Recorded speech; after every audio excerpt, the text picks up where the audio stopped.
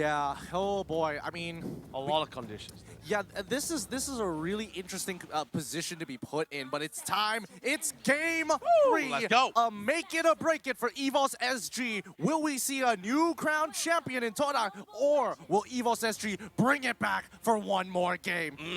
Let's go, folks, because right now I am itching and so is Giddy, because now let's see who is going to be playing this game and getting that control of that early game. Potato is going to be handling it on towards the mid lane. Same goes for Aeon. So a couple of harassment, but right now, lovely E1. Straight away stunning out that blue buff, so it just saves as much time as possible because you want this Lancelot to hit that timing. You wanted to literally call for this Gans and for this rotation, and alongside with E1 with his comfort pick, that is going to be a very scary moment when that level 4 hits. This is a good understanding of the matchup here.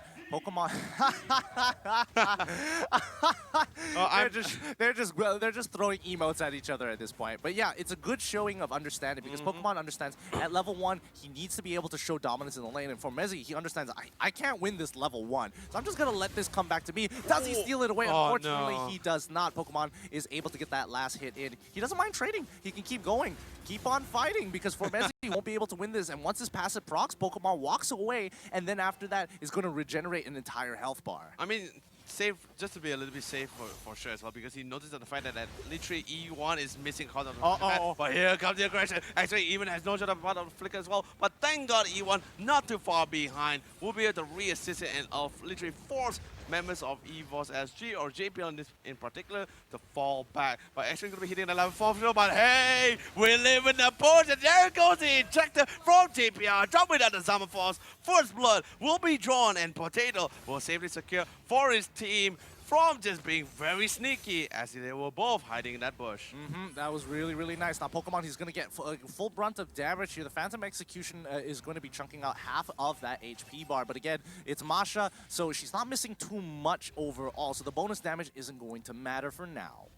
Pokemon is still going to be doing exactly what he does. He's going to go for the farm, but he also has to be careful as well. Right after he spot, but anyway, Falling Salmon going to be able to connect on top of Moon. Sol has to easily back up, and he's going to be totally fine with this. Yeah. The fact that X-Ray also using X-Ray not even using his ultimate at the time, I definitely think that he could have Sol could have stuck around a little bit longer to get the rest of Moon's shield. But again, he doesn't want to get held up in this 1v1 against X-Ray. Right now, both you can put them on both at the same level here, both being level 5. Aeon doesn't really face at the both, but finally spots out Moon. Minish Shadow gonna be dropped down, gonna be like, you know, like showering a little bit on Aeon, not too much damage of course, but since he is a refaler, so it's gonna be totally fine here. But what really matters is right now towards that lane, because we already see that Chiku already achieved his blue buff, and that means E1 has free range to go for the rotation. I'm interested to know whether or not Todak is looking to punish Pokemon up in the top lane here. I mean, for Mezzy, he's doing a decent job overall. He just needs to be able to get as much value out of his passive. Oh, wait, he tries with Unstoppable Force and gets the ejector onto Chiku. For Mezzy, he's kind of low here. They do lose out on the turtle, and Evos is just forced to back away. They don't have all of their members to fully commit. They go for the Falling Star Moon onto X-Ray, and now it's going to be Sol stuck in the middle there. He has no options of giving out. Potato, it needs to be able to find a Retribution kill to make sure that gold differential does go out. One more Chrono Dash, and yes, JPL secures the kill. Like trades after trades, and I think it's really great for them as well. Although yes, it's going to be the roamer for the side lane here, so maybe it's a little bit more favor to the side here of Team Todak. But then again, Pokemon still having the time slide towards his top side. But we see Moon coming in with the rotation, hopefully try to chase him out of the lane. Potentially almost got the kill for his side. Ooh, the flicker with the mini shot, but sadly the angle was just not right. But here comes the reinforcer coming from the side of Evos SG, dropping down the Summer Force. Formats, no choice but to leave Moon for literally the high and dryer as he gets bursted away with the Chrono Dashes. Yep, really nice, really play coming in from Evos SG. They're catching Todak off guard every corner, and because they are surviving a lot longer and also expanding a lot of their ultimates, which Todak is going to be super dependent on to make this work, then it's going to be a tough game. JPL doing quite a good job. No. It's not going to be enough. Oh, the launch as well, but he fails to get the right target for the ejector, and Chiku walks away scot-free. Oh no, JPL, a little bit like, I'm gonna say like overconfidence, but maybe a little bit too relaxed there, because totally relying on, not to say relying, but like have full trust in the fact that the tier 1 tower will literally be enough to protect him from that potential dive of Team Todak. Yeah. And I mean, the missed ejector, that would have been a great opportunity to actually get a return kill there. Moon, he's going to take a little bit of damage. Soul is clearing the waves really, really nicely here. He's making sure he is minimizing the damage onto the side lanes, because right now, Todak is putting a lot of pressure here rather than on the top side of the map, which is good. That's what Evos SG wants. But I mean, Ewan going to be trying to go towards that back line here. Sadly, he's going to be able to find AAR, and he's going to our dear friend Potato. Ewan no chance going to be popping the ultimate Tortoise, but Poise, Zalfa's going to be coming in as well, just to try to do as much damage as possible before going down here. Yeah, and now that Turtle is up for grabs, Todak, are they going to contest, or are they just going to look to push into the mid side? They know they are one member down, so it looks like they are going to put all their eggs into trying. Oh no, they're trying to get around here. Masha is still going to be pushing on the top side, but Soul, he's taking quite a bit of damage from the Meteor Shower. The Black Dragon in the back line. Can he get the initial knockup? No, he doesn't. Gets ejected into the back line. And Chico, he's trying his best, but Potato's dealing some significant damage with the Salmon Force. Chrono Dash securing one by one, sustaining through all of it. Finally, they secure that kill with the help of JPL. They pull back a 3-for-2 trade, and Masha isn't able to join the fight just yet. Pokemon looking for any targets at this point in time, but that might just result in his own death. Anyway, Pokemon going to be a little One is out for blood. He's ultimately going to be running out soon as well, but he got the jump into the Minotaur doing a little bit too much damage. But here comes Pokemon. He's literally slashing and crashing all across the members of Team Todak as he was able to get a bit of a kill on X-Ray. But Aeon from the back line gets sniped away by Moon himself. Oh, that's super unfortunate for what was turning to be something really, really great for the side of Evos SG. Unfortunately, Aeon gets a little bit greedy to walk up to trying to get the heal for the rest of his members. And Moon, he was in the right place at the right time, waiting for him to get greedy. And now Chiku getting punished on the bottom side of the map with the Salmon Force and the help of Soul, crushing him under his feet with the size of that shield. This dive was so clean. It was really great for them as well, especially what amount, really, I wouldn't say really lucky, but the fact that they noticed the fact that there is no Thorn Rolls on the side here of Chiku, and of course, he went for Retribution and now Flicker. There is absolutely no way he could actually get out of that kind of situation. By the way, JPL coming in with a beautiful Flicker and into the Dejector on top of the Ensemble Force. Zalfa's going to be coming in as well, and that's going to be a beautiful pack-off and potentially even the Blue Bars as well. But Formez coming in, holding Potato with a Meteor Shower as well, doing significant amount of damage, and Formez still on a roll with the Dragon to try to force them back, because right now they just need to buy some time for Chiku to get in position. Yikes, the heal coming in from Aeon is so significant. Potato would have absolutely been shredded there by Formezi had it not been for Aeon to save his life with a heal. I mean, they give up Turtle, but wow. They're really well placed up. Anyway, Soul just gotta be a little careful as well. Oh, they initially take the Tang or initially juke out of the Meteor into damage. He has the Falling Star Moon, but the Meteor Shower is doing a lot of damage, but he should be able to get out alive. JPL, however, alongside here of Aeon and Calamity Reaper, will be picked up on the hands of Soul. Rest of the team is going to continue, and again, Pokemon should be looking to split push, but he can't be too careful. He's pushing up early just so he can get some information on whether Todak is going to be able to get here on time. They spot out 2 here, and as well as Aeon, he sees 3 members coming after him, bothering to flicker away. They see the Thamos as well. This is a free push. They could potentially get an inhibitor here if they send more members down, but it's going to be fine. They just want to play this nice and slow. Chiku, at the same time as well, it really works for them as well. By the way, here comes another pickup as well, because this is exactly what Evos SG has to go for as well. They can't really go for a head-on collision just yet, especially with the existence of Formez and the lead that Todak really has for themselves. So Evos SG has to go for the pickups, go for more control, assert that dominance. As long as, and of course, especially, they really need to break down this mid-tier 1 tower, because as long as that tower still stands, then that it literally doesn't allow Evos SG to really open up the map for the side here of Team Todak. Yeah.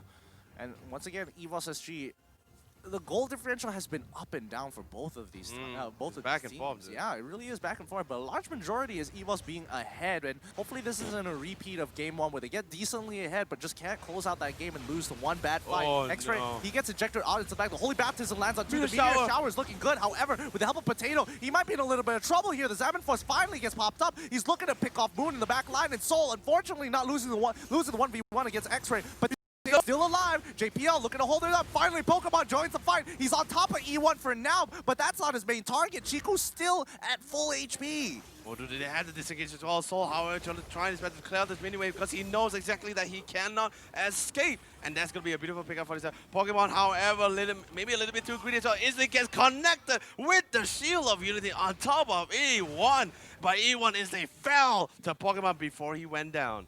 Unfortunate to say the least, but Todak is going to be very happy with the mistakes coming out from Evos SG. They have the members, and they also have a lot of flickers on their side. Actually, too many flickers. I mean, every single time they're just about to get a catch, somebody is going to be holding up their flicker. Like, Todak does not use their flicker aggressively unless absolutely necessary.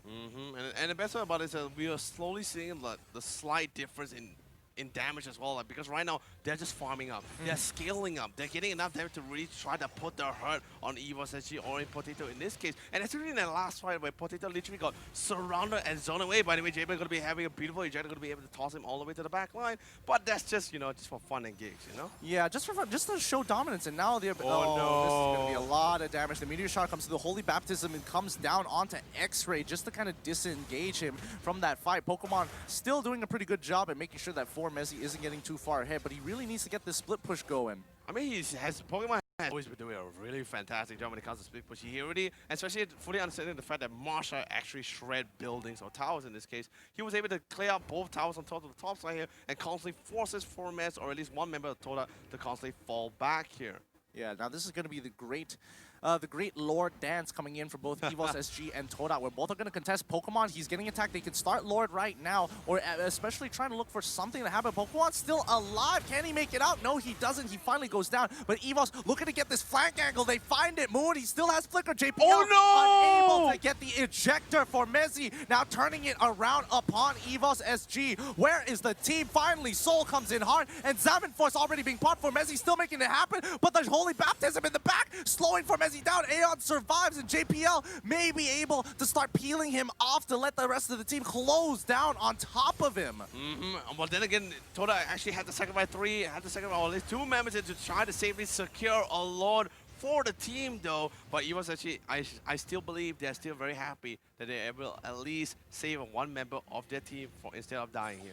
Yeah, this is a very high tension game from both of these sides. Like, you can see that everybody is calculating their odds of which they can pump out damage against each other, and the moment they realize, okay, we're not going to benefit, they walk away.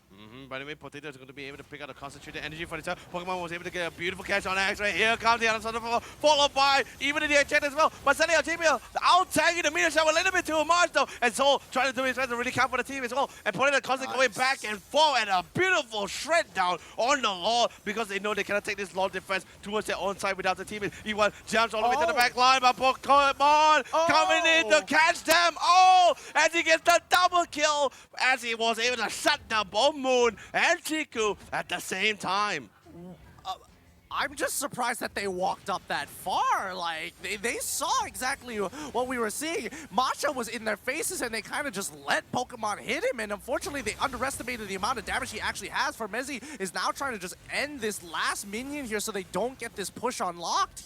They're both sides, and they did even lose their top tier 2 in the process. So Evos SG, despite being up in kills, they are exactly even in gold. I mean, because the entire time, Todak has been winning a majority of these team fights, and of course securing all of these objectives for themselves, whether it be turtles, whether it be lords, whether it be chunk camps. They had all the control here, but since and at the same time, it was actually, despite having the higher kill score, they actually had a lower net worth compared to Team Toda, especially after the Lord was secure on the side of Team Toda. But after that one fight here, that double kill and that beautiful picked up for Potato on E1, that pretty much like sort of balanced out the net worth here. And look at the number of towers as well, 5 to 4 here. Yeah, it's a slugfest. I mean, both sides are not willing to give up. Oh here comes Soul with a big Star from Falls. Potato, is he actually going to pick this kill onto Moon? Yes, they're targeting Moon. They're trying to get rid of him, and Potato, he still hasn't used his Zaman Force. He pops it down now. He picks off Moon, finally. away. This is a great opportunity. Aeon, he's going to heal the rest of the team back up, and here comes the unstoppable force with JPL. He's waiting for the ejector on the right target, whereas Chiku, he goes into the back line. He finds Aeon, but Chiku wants to take out JPL instead. He gets the ejector onto E1. Oh, JPL! JPL's still alive.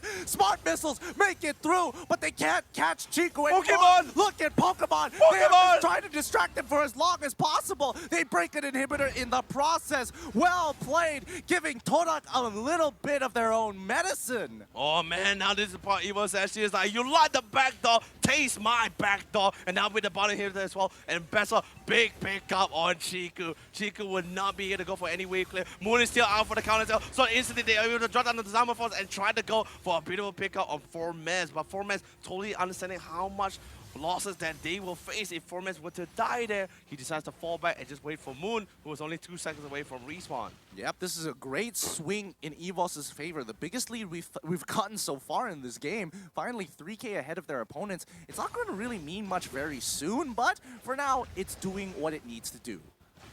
Still fine with the time as well. Like, definitely the game is not too over yet, but you see what I mean, right? The fact that like this is a presence alone for that backdoor and split pushing into this game as well. Chiku, and like, just give it Chiku Lancelot. Yes, he is a great Lancelot player. Don't get me wrong, but it is something at least Evos SG is willing to take on here. Yep, everybody just holding on to their ground for now, and they're just going to let Masha solo the Luminous Lord at this point in time. They know he can take care of it. The passives of Masha. Oh, Potato! Enough Potato. He should be okay. The Salmon Force will get him out of this situation. The Chrono Dash is looking good. Yes, this is a choke point. This is a choke point they can win in. Soul! And that's what they're pulling back. Soul in the background, making sure that they're zoning them out. Aeon is still alive. However, the rest of Evos SG is picking up the kills here. That's going to be 3 for 1. Finally, Evos have broken through. Soul has zoned out Chiku, and they can't get his damage back in. They will be able to get the mid lane inhibitor here. They just need to clear the wave as soon as possible. Can Chiku do it? Can he pull a defense here? No, Potato is going to be dropping down the Salmon Force just to make sure he pulls it back. And this is it. This is going to be Evos' first win against Todak in this best of 5.